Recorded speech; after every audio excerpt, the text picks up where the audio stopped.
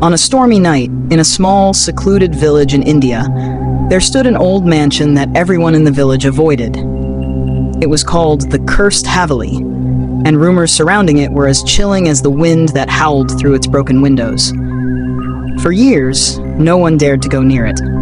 Whispers spread of a woman in red who appeared by the window at night, her cries echoing through the empty halls, waiting for someone, waiting for something. Welcome to Horror Radio, where we bring you real and fictional chilling tales from around the world. Tonight, we delve into the mystery of the Cursed Haveli and the eerie legend of its haunted past.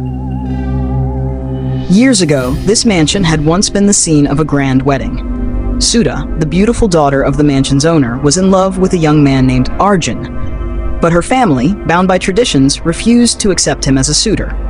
Instead, they forced her to marry a wealthy but cruel man. Desperate and heartbroken, Sudha set the mansion ablaze on her wedding night. She died in the flames, and from that day, the mansion was abandoned. But every year, on the anniversary of her death, strange events would unfold in the house. Lights flickered on by themselves, the sounds of a wedding celebration could be heard, and the faint cries of a woman in red echoed throughout the mansion.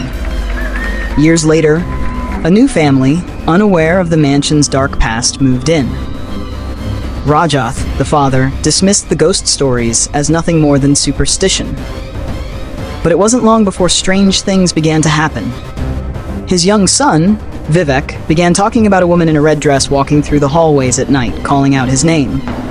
One night, the family heard the unmistakable sounds of wedding music coming from the sealed room where Sudha had died.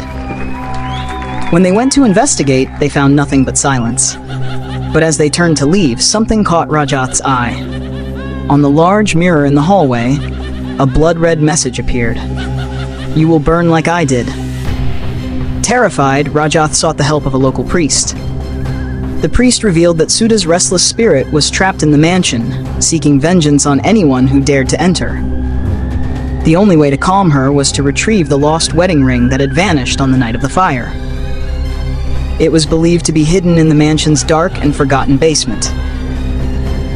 The following night, Rajath, with the priest by his side, ventured into the basement. The air grew colder with each step, and a strange, unnerving whisper echoed around them. They continued to search until, in the far corner, they found an old wooden chest. Inside was the wedding ring, but as soon as the chest opened, the mansion shook, and a terrifying scream filled the air. Sudha's ghost materialized before them, her eyes burning with anger. "Return what is mine, or all of you will burn with me," she warned, her voice cold as ice. The priest began chanting sacred words, trying to calm Sudha's spirit, but her rage only grew. In a final attempt to end the curse, the priest instructed Rajath to place the ring back in the exact spot where it was lost. They did so, and the atmosphere in the room shifted. Sudha's ghost let out a final, mournful cry before vanishing into thin air. The next morning, the family packed their things and left the mansion behind. But the mansion, now empty once more, stood as a silent reminder of Sudha's tragic fate and the curse that still lingered in the walls. Some stories never fade away. They live on in the shadows, in the creaks of an old house, and the whispers of a forgotten past. This is one such story. And who knows? Maybe you'll find yourself walking past that very mansion one day. If you enjoyed this tale and crave more spine-chilling stories, make sure to hit that subscribe button and follow Horror Radio. I create fresh, terrifying content every day. Join me here, and remember, darkness is never as quiet as it seems. Until next time, stay safe. Or maybe not.